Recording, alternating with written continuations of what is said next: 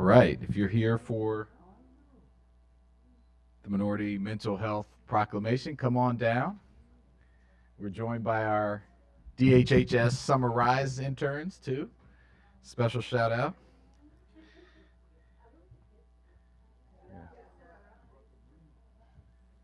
And my colleagues, council members Albornoz, who chairs our Health and Human Services, and council member Sayles, who is the lead for our disparities in public health for the council.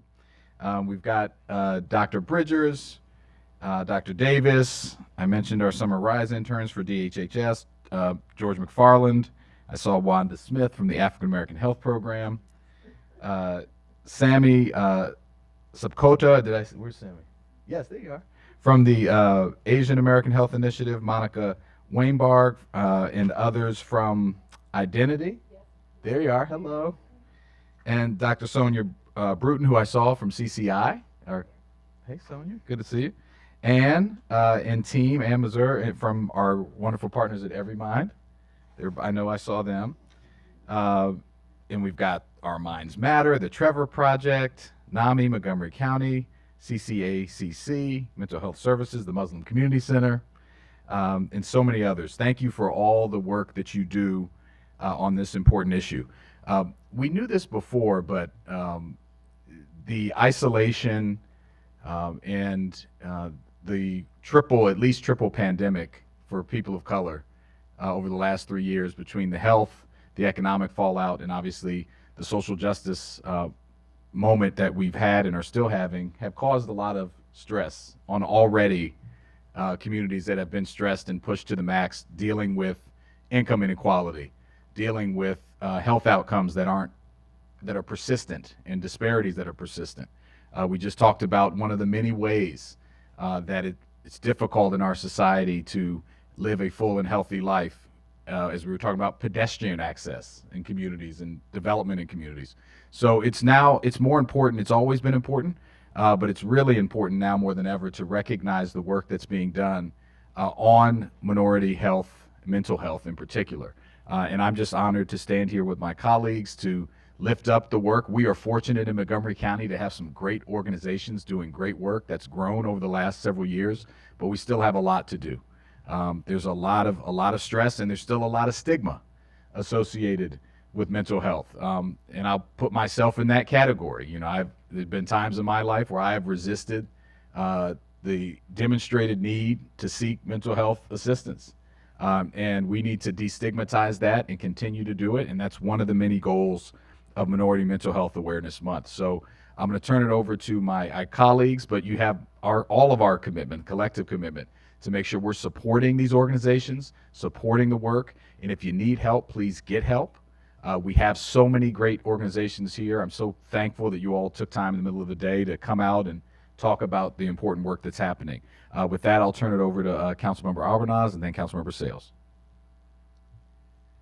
Thank you so much, Councilmember Jawando. It's an honor and privilege to be here with all of you this afternoon. And you said it well.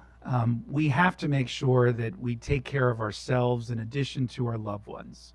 And the mental health disparities that exist throughout our entire public health infrastructure have never been so impactful as they have been these last few years. Coming out of a global pandemic, there are a lot of lessons learned, but there's also a lot of hope and optimism.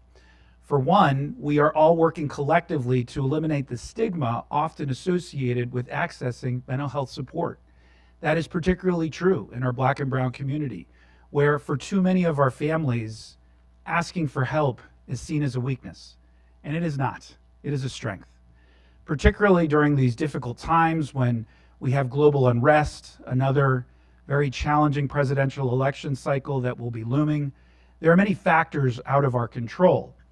But what is in our control is the opportunity to access some of the great services and organizations, many of which are represented here, but all of us have a critical role to play regardless of where we are in life, whether it's asking a neighbor how they're doing and being able to provide access to support and health, whether as policymakers it's enacting policy and making sure we're supporting organizations financially that are on the front lines doing this work. Each of us has a role to play. So thank you very much, Councilmember Jawando, for bringing us together today. And I am honored to now introduce my colleague on the Health and Human Services Committee who is addressing public health disparities head on, Councilmember Sayles. Good afternoon, and thank you to my two colleagues for including me in this very important recognition. I want to thank Councilmember Jawando for taking the time to recognize Minority Health Month and all of the great organizations and representatives that are here with us today. As we've heard during the pandemic, mental health challenges and they were exacerbated, but a lot of resources were expended. And the thing about mental health, while it knows no color, we are aware of the disparities that exist in communities of color with accessing mental health services and the systemic barriers that are associated with mental health challenges. And so, you know, it's important that we recognize the resources that are available to address the critical declines of mental health rates. At the national level, I would like to highlight some great work. 1 year ago, the Biden administration launched 988, a nationwide network of crisis centers to answer calls and text messages from folks who need rapid response to a mental health crisis. Since then, the United States hotline has fielded almost 5 million calls, texts, and chats supporting people in mental health crises. In May of this year, during Minority Health Month, the Pursuing Equity and Mental Health Act was reintroduced in the 118th Congress. This act would authorize $995 million in grants and other funding to support research to improve the pipeline of culturally competent providers, build on outreach programs that reduce stigma, and develop a training program for providers to manage disparities more effectively.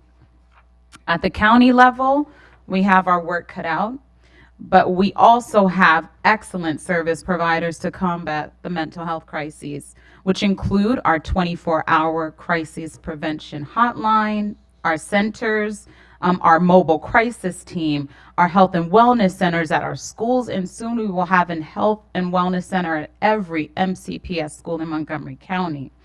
And so I'm really excited to be here to recognize the council's continued efforts to lead on eliminating health disparities in our county, and keenly aware of the importance of reducing stigma to ensure that more wraparound services are readily accessible to our minority communities. We are so fortunate to live in a county that prioritizes the disparities, that prioritize addressing the disparities that plague our diverse communities, and look forward to the rest of this discussion. Thank you. Thank you, Councilmember Sayles and Councilmember Albornoz. So everyone here could speak, but we can't allow everyone to speak, but you're all here in support. So I'm going to have representatives from our 3 minority health initiatives give a 1 minute or so comment. Sammy, do you want to start? Thank you.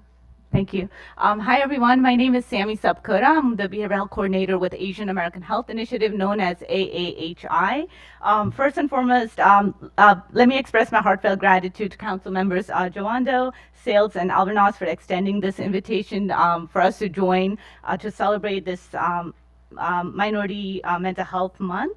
I'll try to make it 2 minutes if that's okay. I prepared. So as someone deeply passionate about addressing the mental and behavioral health needs of the Asian American population and the minority community, it fills me with immense pleasure to witness the Montgomery County Council recognizing and acknowledging the importance of dedicating a month to minority mental health and recognizing the need of the growing population in the county.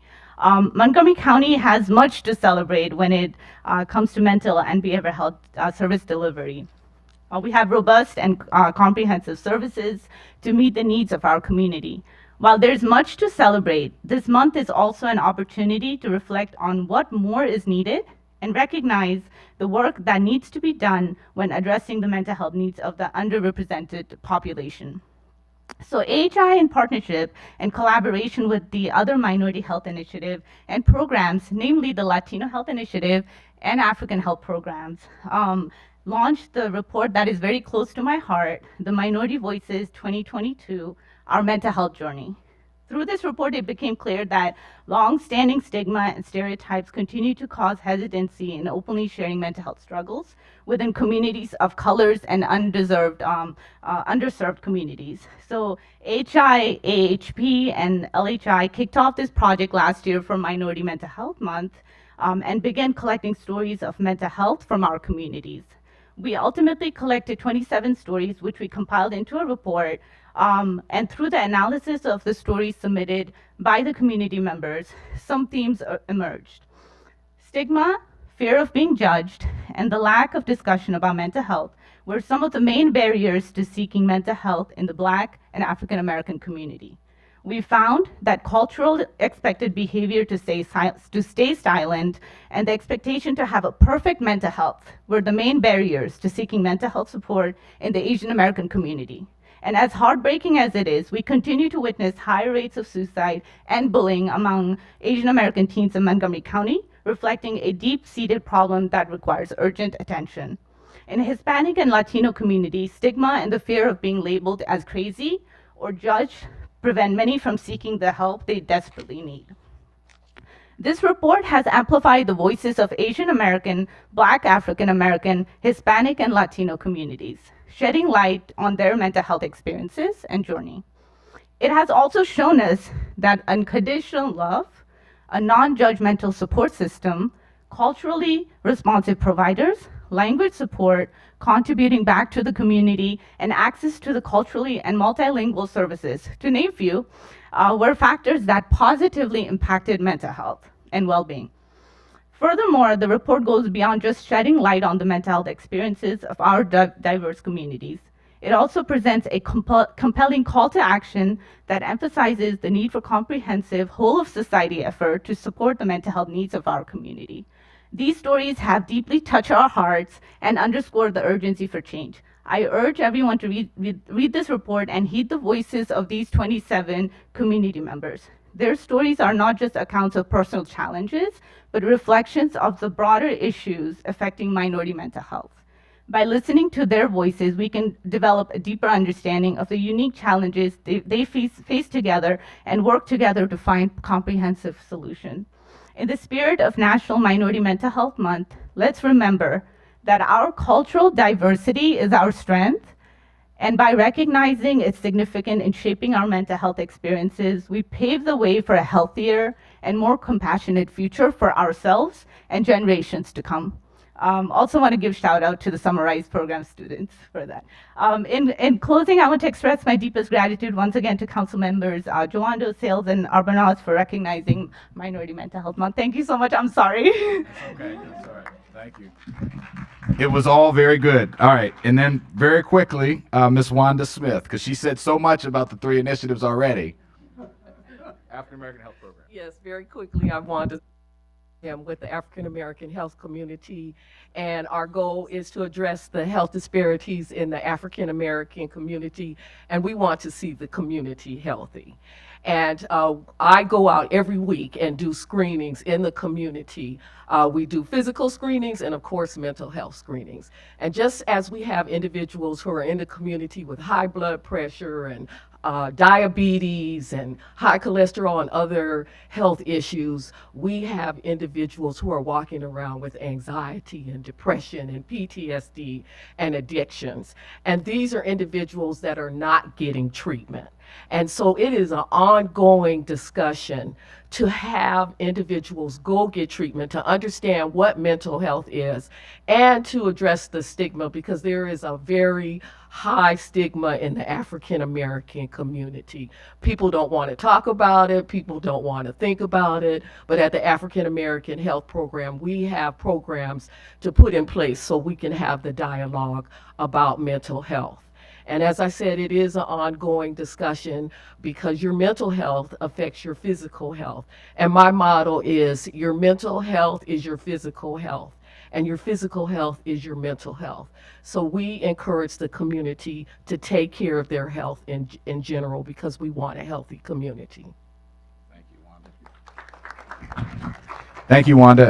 And Monica, or who's here from Latino? There we go. Come on up. Yes. So I didn't have anything prepared, but I am going to say that I want to thank our partners at the Asian American Health Initiative for stating all the great findings that we had during the development of the report. But I also do want to highlight our partners from Identity, who we've been working so closely with to bring all of the resources that our Latino community needs to be able to provide linguistically and culturally competent or mindful resources for mental health, and we will continue to do that for our entire Latino community. So thank you so much. Thank you. All right, we're gonna read this proclamation. You want to share? Here we go. Oh, okay, that's okay. We had a little. So some of you have the World Listening Day proclamation that Councilmember Sayles is going to do next. So please give that back to her before you. And I have the ones for the health day. Okay. All right. We're practicing right now. Mental health. Listening. All right. I'm going to start, and then Councilmember Albornoz and Sayles will join. You're going first, actually. Thank you, Councilmember Jawando. And the proclamation declares National Minority Mental Health Awareness Month has been observed in July for 15 years to bring awareness to the specific and unique barriers to mental health faced by racial and ethnic minorities in the United States. Commemorating the work of author and activist B.B. Moore Campbell, this month has been recognized since former Maryland Congressman Representative Albert Wynn introduced the effort in 2008, and whereas mental health includes our emotional, psychological, and social well-being at all ages, racial and ethnic minorities in the United States experience both additional challenges to their mental health and barriers to accessing care. Cultural stigmas, structural and institutional racism, socioeconomic factors, discrimination, and lack of awareness all contribute to the disparities. And whereas the real-world consequences of these disparities cannot be overstated. According to the U.S. Department of Health and Human Services, in 2021, only 39% of Black or African American adults, 25% of Asian adults, and 36% of Hispanic and Latino adults with mental health illness received care, compared to 52% of non-Hispanic white adults nationwide. Through their Health Disparity Hotspot Identification Initiative, the African American Health Program in Montgomery County used hospital data to map out the disparities in severity and treatment of mental illness based on zip codes, the legacy of explicit and de facto segregation and negligence. And whereas in Montgomery County, government and non-governmental organizations are allying to address and eradicate the contributors to mental illness and barriers to care experienced by our BIPOC communities. Partnership and collaboration with community leaders guides our path to an equitable and anti-racist healthcare system that meets each individual's mental health needs. now therefore be it resolved that the County Council of Montgomery County, Maryland hereby celebrates National Minority Health Awareness Month and all the officials, activists, and providers working to better support our diverse population, who you see some of them behind us.